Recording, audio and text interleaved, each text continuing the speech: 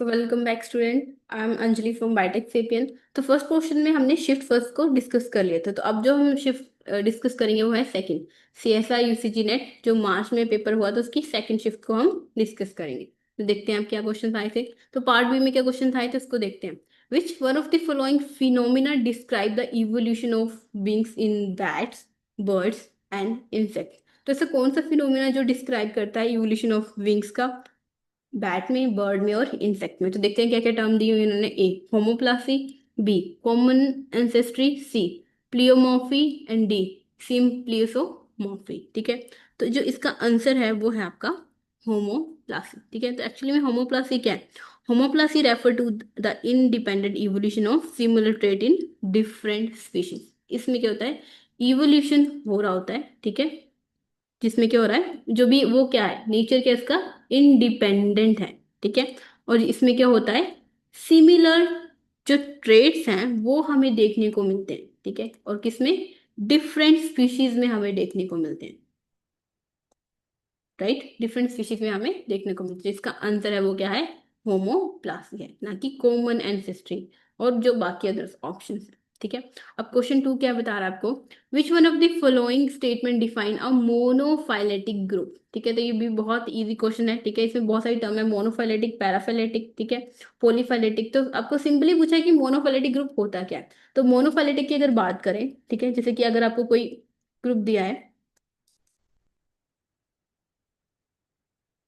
ए, B, C, D, E, F. ठीक है, तो होता क्या है, ऑप्शंस देखते हैं। A group of organism that share a common ancestor and all of its descendant. ठीक है, B a group of organism that include species from unrelated lineage, और a group of organism that lack a common ancestor, a group of organism that always lack apomorphic character. ठीक है, तो actual में जो मोनोफिलेटिक group होता है उसमें क्या होता है कि एक कॉमन, फॉर एग्जांपल जैसे हमने इस कॉमन एंसेस्टर को चूज किया, तो इसके जितने भी डिसेंडेंट हैं, जितने भी डिसेंडेंट हमें निकल के आ रहे हैं, जैसे कि ए निकल के आ रहा है, बी, सी, और जो डी, ई, एफ निकल के आ रहा है, वो सारे के सारे इंक्लूड किए जाते हैं। ठीक है, एक ग्रुप में ऐड किए जाते हैं सारे के सारे, ऑल। ठीक है, तो उसको हम बोलते हैं मोनोफाइलेटिक ग्रुप। ठीक है, तो इसका जो करेक्ट स्टेटमेंट है वो क्या है, ए। ठीक है, तो ये क्या बता दिया आपको कि a group of organism that share a common ancestor that all of its descendants। ठीक है, अब नेक्स्ट क्वेश्चन की तरफ मूव करते हैं हम। A grassland has 5 sympatric species of grasshopper. ठीक है, तो एक ग्रासलैंड है जिसके पास क्या है, 5 सिम्पेट्रिक स्पीशीज हैं ग्रास हॉपर्स की। सो मेल सिंग अ स्पेसिफिक, या बोल सकते हो आप species specific song to attract a conspecific female. ठीक है, तो मेल सिंग करता है सॉन्ग, बट वो क्या है, स्पीशीज स्पेसिफिक है। ठीक है, अट्रैक्ट करने के लिए फीमेल को। And the song represent which mode of reproductive isolation. ठीक है, तो जो सॉन्ग है वो क्या रिप्रेजेंट, कौन सा मोड रिप्रेजेंट कर रहा है रिप्रोडक्टिव आइसोलेशन का। तो देखते हैं क्या है। A post mating and pre zygotic, B post zygotic, C pre mating and post zygotic, और डी प्री मेटिंग। तो जब हमने मोड ऑफ आइसोलेशन पढ़े थे तो उसमें बहुत सारे डिफरेंट काइंड ऑफ मोड थे, जैसे कि प्री मेटिंग था, पोस्ट जाइगोटिक था, ठीक है, पोस्ट मेटिंग था। तो उसमें से जो आता है वो आता है आपका प्री मेटिंग। क्योंकि देखो, सबसे पहले क्या होगा, प्री मेट रिप्रोडक्टिव आइसोलेशन कैसे होगी, देखो अगर कोई एक स्पीशीज ए है, तो ये मेल है ये फीमेल है, ठीक है, तो अगर ये सेम स्पीशीज से है तो ये इनकी लैंग्वेज को समझ पाएंगे। ठीक है, तो क्या हो रहा है, अगर ये समझेंगे तभी जाके मीटिंग होगी ना। ठीक है, तो प्री मीटिंग है, प्री मीटिंग से पहले जो हो रहा है वो आती है रिप्रोडक्टिव आइसोलेशन, और इसी की जगह पर आप किसी अदर स्पीशीज को रखते हो, जैसे बी को रख दिया, तो ए बी के लिए ए की लैंग्वेज को समझना बहुत मुश्किल हो जाएगा। ठीक है, तो ये कौन सी रिप्रोडक्टिव आइसोलेशन में आता है, प्री मेटिंग में आता है। ठीक है, तो ये तीनों के तीनों क्वेश्चंस क्या थे, बहुत इजी थे इस बार के। तो चलिए अब नेक्स्ट क्वेश्चन देखते हैं। विच one of the following option suggest indirect selection in a population. तो आपको बताने की ऐसा कौन सा ऑप्शन है जो बताता है आपको इनडायरेक्ट सिलेक्शन पॉपुलेशन में। तो देखते हैं क्या है। सर्वाइवल रेट, बी है आपका रिप्रोडक्टिव रेट, सी है सिलेक्शन बाय किन सिलेक्शन, और डी है सिलेक्शन बाय डिलीशियस म्यूटेशन। ठीक है, तो जिसका ऑप्शन है वो है सी, क्योंकि आपको पता है कि किन सिलेक्शन के क्या होता है, किन सिलेक्शन के थ्रू क्यों होता है, जो रिलेटिव हैं, ठीक है, जो ब्लड रिलेटिव हैं, किन्स हैं, उनको सेलेक्ट किया जाता है। ठीक है, उनको प्रोटेक्ट किया जाता है और खुद की लाइफ को या खुद की फिटनेस को रिड्यूस किया जाता है, तो उसको हम बोलते हैं इनडायरेक्ट सिलेक्शन। तो सी है इसका राइट आंसर। तो ये सारे के सारे क्वेश्चन जो थे वो बहुत इजी थे, तो आप इजीली इनको कर सकते थे। अब पार्ट सी की तरफ हम मूव करते हैं, ठीक है। फिफ्थ है, इन a paper was a worker help to raise four full sisters instead of producing four offspring of her own, ठीक है। तो वर्कर भी क्या करिए, वर्कर वेस अपनी सिस्टर जो है, फुल सिस्टर, उसके फोर ऑफस्प्रिंग को रेज कर रही है एज कंपेयर टू अपनी ऑफस्प्रिंग को। According to the Hamilton rule which selection favour that altruistic behaviour in term of genetic unit, ठीक है। तो आपको वो क्या करना है, हैमिल्टन रूल के अकॉर्डिंग, ठीक है, ऐसा कौन सा अल्ट्रिस्टिक बिहेवियर जो है वो क्या कर रहा है, हैमिल्टन रूल को फॉलो कर रहा है। और किस टर्म में दिया आपको, जेनेटिक यूनिट्स के टर्म में दिया, ठीक है। चलो देखते हैं, अगर आपको पता हो, ठीक है, अगर वैस में बी में अगर आप बात करो, तो जो वर्कर बीज होती हैं, ठीक है, उनका अपनी जो क्वीन या सिस्टर के साथ जो जेनेटिक रिलेटेडनेस होती है, आर की बात करें, तो वो होती है 0.75%, ठीक है। अगर वही वर्कर भी अपने उसके जो खुद के ओन इंडिविजुअल हो, ठीक है, या ओन ऑफस्प्रिंग हो, ठीक है, उसके साथ जो उसका जेनेटिक रिलेटेडनेस होता है वो होता है 0.5, ठीक है। ठीक है, अगर आप बेनिफिट की बात करो कि क्या बेनिफिट मिलेगा वर्कर को, अगर वो खुद के ऑफरिंग को रेज करती है, और वो क्या, अगर वो अपनी सिस्टर के या फुल सिस्टर के ऑफरिंग को रेट करती है। जो आर है, जिसे हम और भी बोलते हैं कोफिशिएंट ऑफ रिलेटेडनेस, ये बताती है कि कितने परसेंट जो जीन है वो शेयर हो रहे हैं, जिनके बीच में आर को निकाला जाता है, ठीक है। अगर बेनिफिट देखें हम वर्कर बीस के, वर्कर की, ठीक है, अगर वो फुल सिस्टर के ऑफस्प्रिंग को रेयर कर रही है, तो क्या होगा, फोर जो इसके ऑफस्प्रिंग है सिस्टर के, और जो जेनेटिक रिलेटेडनेस है, ठीक है, वो यहाँ पर आती है। तो ये जो आंसर निकल के आता है वो आता है थ्री जेनेटिक यूनिट्स निकल के आता है, ठीक है। तो देखो, सिर्फ एक ही ऐसा ऑप्शन है जिसमें थ्री जेनेटिक यूनिट्स दी हुई है, तो आप ऐसे भी इसको कर सकते थे, बट इन्होंने और आगे लिखा हुआ है कि two genetic units are lost, ठीक है। तो ये तो था अगर आप फुल सिस्टर के साथ मैच कर रहे हो कि कितना बेनिफिट इसको होगा। अगर यही बेनिफिट हम निकाले ऑफरिंग के साथ, वो भी खुद के ऑफस्प्रिंग के साथ, तो क्या होगा, ठीक है, फोर इंटू फोर ऑफस्प्रिंग अगर खुद के हैं, और जेनेटिक रिलेटेडनेस जो है उनके साथ वो आती है आपकी फाइव। तो इसका जो आंसर निकल के आता है वो टू जेनेटिक यूनिट्स निकल के आता है। तो ठीक है, एक ही ऐसा ऑप्शन है जो इसके साथ मैच कर रहा है, तो जो इसका ऑप्शन है करेक्ट वो है फर्स्ट, ठीक है। तो कैसे निकाला आपने इसको, आर, आपने जो थे ऑफस्प्रिंग लिए और आर लिया, उसको मल्टीप्लाई किया और बेनिफिट निकाला, और उसी को हमने जेनेटिक यूनिट्स में बता दिया, ठीक है। नेक्स्ट क्वेश्चन की तरफ मूव करते हैं। सो ये क्वेश्चन आपका आया है फाइलोजेनेटिक ट्री कंस्ट्रक्शन मेथड्स के ऊपर आया है ये। तो देखते हैं क्या इसका क्वेश्चन, क्या इसका आंसर है। तो बहुत ही अच्छा क्वेश्चन इन्होंने पूछा है इस बार, और काफी डेप्थ में पूछा हुआ है। The phylogeny given below depict the evolutionary relationship and branch length of species found in three spiders community X Y and Z, ठीक है। तो आप देख पा रहे हो ये है बहुत सारी, seven up to seven species हैं, और ये क्या है, थ्री स्पाइडर कम्युनिटीज हैं, एक्स वाई और Z, along with the table showing their absence and presence in this community। और जो आप देख पा रहे हो 101, तो ये क्या बता रहा है आपको, जीरो अब्सेंस बता रहा है, और जो वन है वो आपको प्रेजेंस बता रहा है।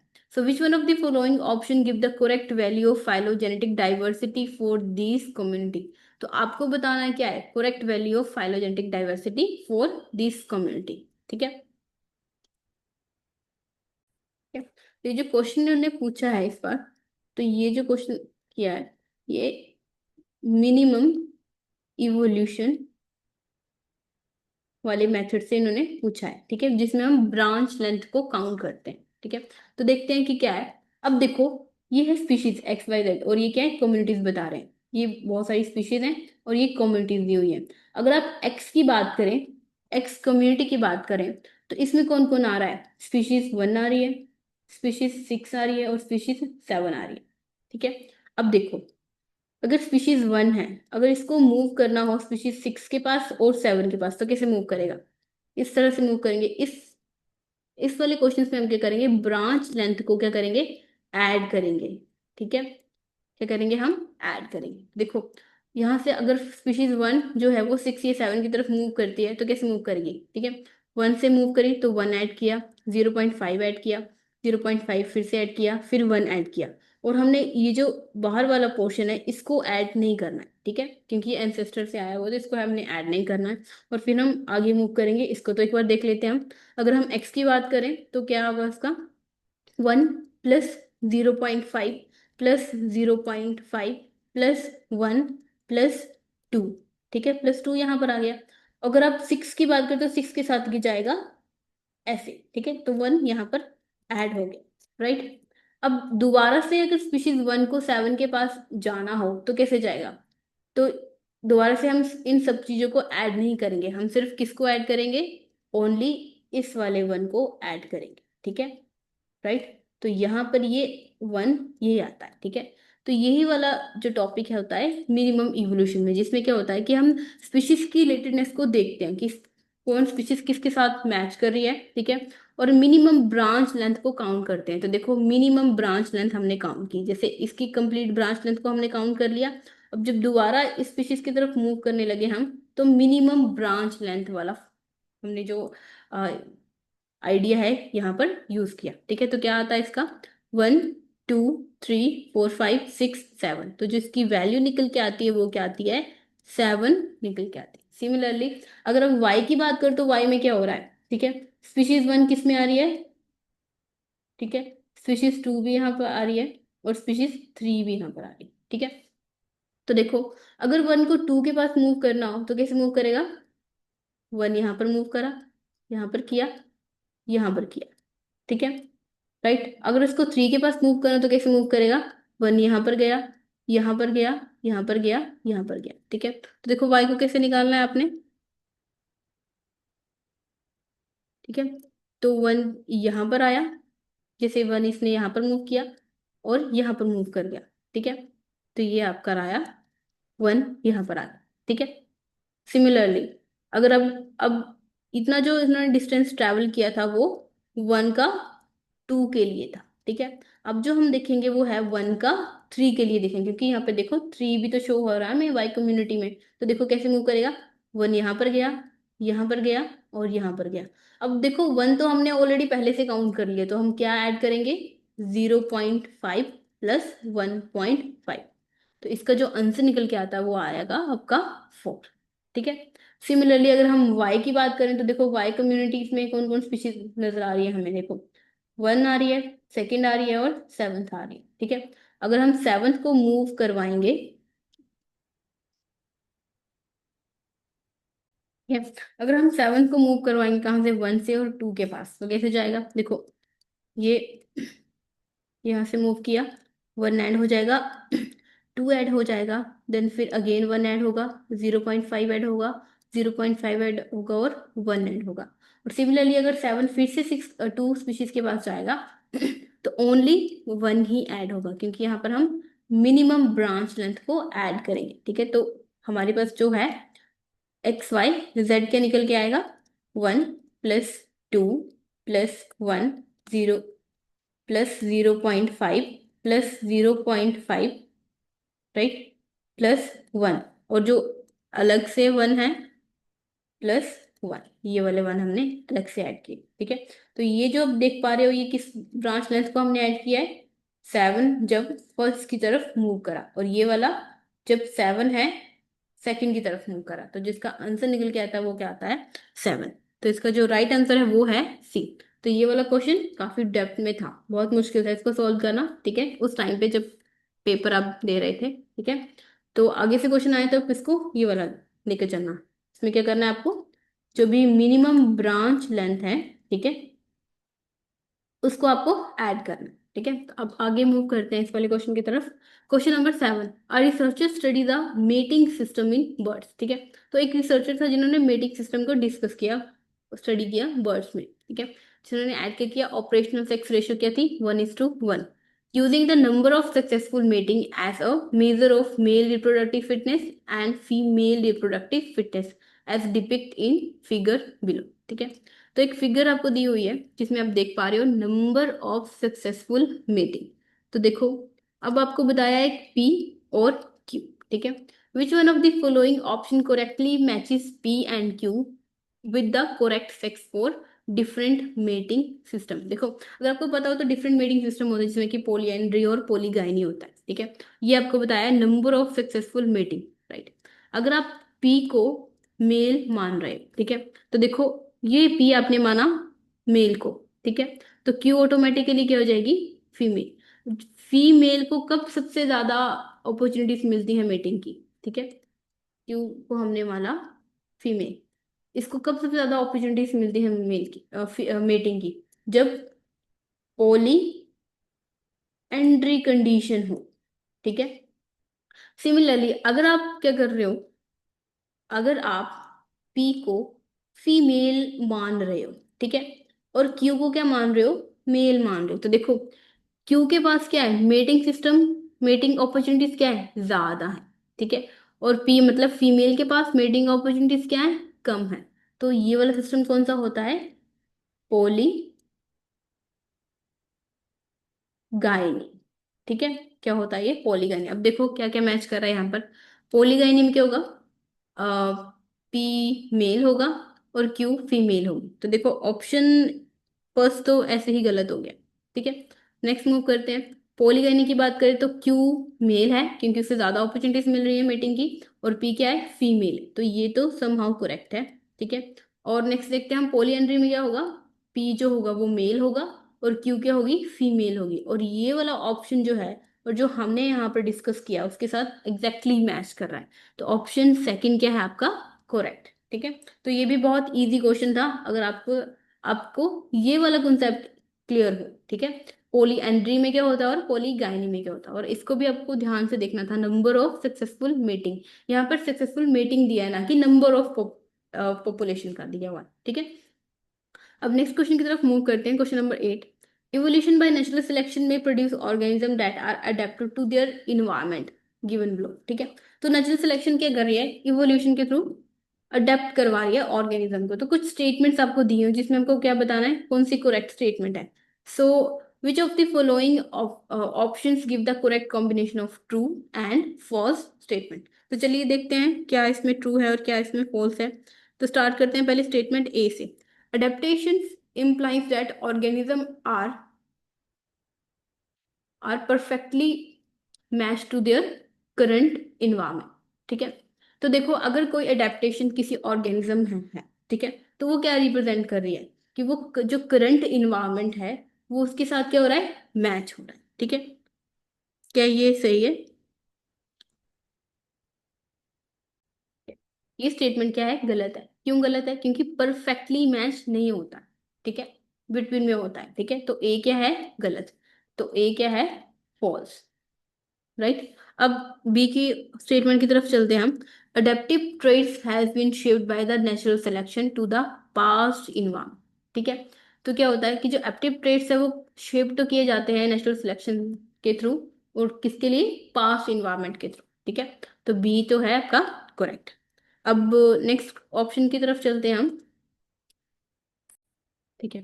तो जो बी है वो क्या है, ट्रू है, ठीक है, क्योंकि जो मैनी एडेप्टिव ट्रेट्स होते हैं have evolved in response to the past environment conditions, ठीक है, उसके थ्रू ये क्या होते हैं, न्यू ट्रेट्स हमें देखने को मिलते हैं। अब सी की बात करें, natural selection is the only process by which adaptive traits evolve, तो इन्होंने बोला कि सिर्फ नेचुरल सिलेक्शन ही एक ऐसा प्रोसेस है ओनली जो कि एडेप्टिव ट्रेट्स को इवॉल्व करता है, नहीं। क्यों नहीं, क्योंकि देखो जीन फ्लो भी वर्क करता है, राइट, म्यूटेशन भी वर्क करती है, ठीक है, वो भी एक फैक्टर जिनकी जिसके थ्रू क्या हो रहा है, इवोल्यूशन होता है, या फिर अडेप्टिव जो है ट्रेट्स आपको देखने को मिलते हैं। The next is genetic drift, ये भी वर्क करता है, तो सी तो गलत है, तो सी क्या होगी आपके पास, फॉल्स, राइट। अब डी की बात करते हैं हम। Adaptation to current environment may be constrained by the adaptation to the past environment, ठीक है। अब इसमें क्या होगा कि जो भी करंट इन्वायरमेंट के थ्रू जो अडेप्टेशन हो रही है वो किसके थ्रू फोर्स किए जा रही है, by the adaptation, the adaptation to the past environment. देखो क्योंकि पास्ट इन्वायरमेंट के थ्रू फोर्स किया जा रहा है, क्या फोर्स हो रहा है कि जो करंट इन्वायरमेंट है वो अडेप्ट किया जा सके, ठीक है। तो डी क्या है, करेक्ट। ठीक है, तो डी है आपका ट्रू,